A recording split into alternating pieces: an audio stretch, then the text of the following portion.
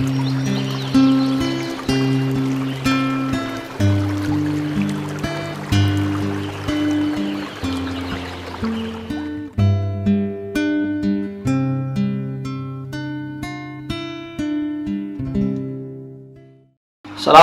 warahmatullahi wabarakatuh. Alhamdulillahirabbil alamin wa bihi nasta'inu ala umuri dunya waddin. Assalatu wassalamu ala asyrafil anbiya'i wal mursalin sayyidina Muhammadin wa ala alihi wa ashabihi wa man tabi'ahum bi ihsan ila yaumiddin, amma ba'du. Rabbi shrah li sadri wa yassir li amri wahlul 'uqdatam min lisani yafqahu qawli.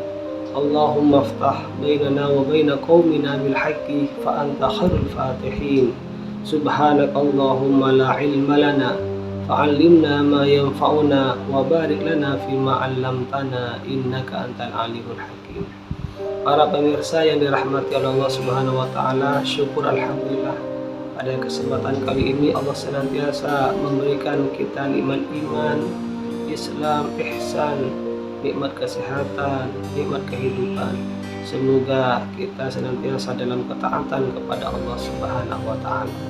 Salawat beserta salam semoga tetap tercurahkan keharibaan Nabi besar kita Muhammad sallallahu alaihi wasallam yang senantiasa berdakwah di jalan Allah Subhanahu wa taala sehingga sampailah kepada kita, dan semoga kita amanah dalam menjalankan dakwah yang telah diamanahkan kepada kita oleh baginda Muhammad SAW, dan semoga kelak kita di hari kiamat diakui sebagai umatnya dan masuk surga bersamanya. Amin ya rabbal alamin. Para pemirsa yang dirahmati Allah Subhanahu wa taala, Allah berfirman, A'udzubillahi minasyaitonir rajim.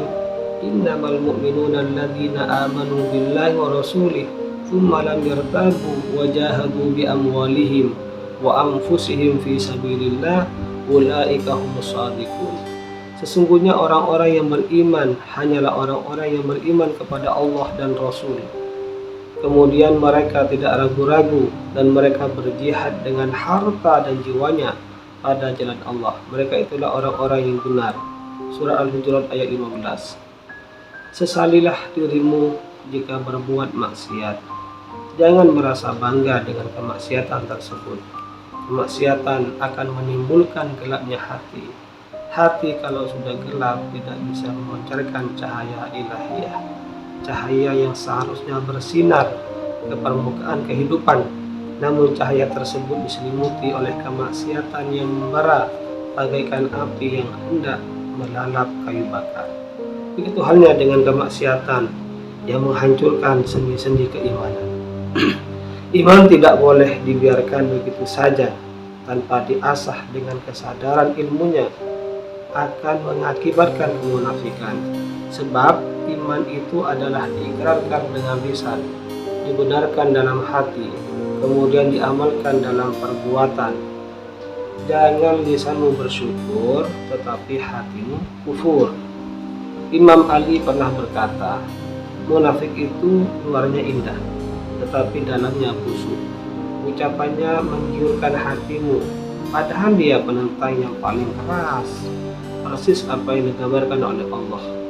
Dan di antara manusia ada yang ucapannya tentang dunia menarik hatimu, bahkan dipersaksikan atas nama Allah, padahal dia adalah penentang yang paling keras. Surah Al-Baqarah ayat 204. Para pemirsa yang dirahmati Allah Subhanahu wa taala, ibarat hendak menyembelih hewan, diucapkan basmalah, tetapi lehernya dikorok. Ucapannya manis, namun dia menghancurkan segala penjuru kehidupan karena kebusukannya sudah masuk dalam relung jiwanya.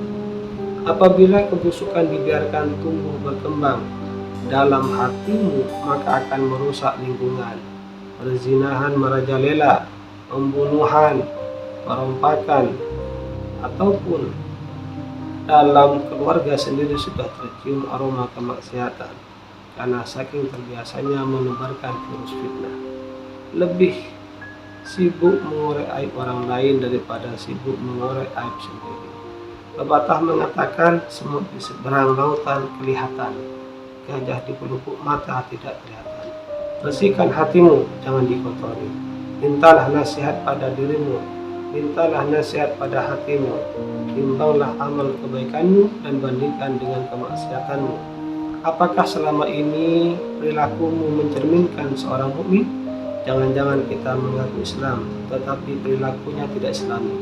Kita sering baca Quran, bahkan akrab dengan Al-Quran, namun perilaku kita tidak berani. Kita menginginkan tegaknya syariat Islam, namun di keluarga kita tidak mencerminkan syariat Islam.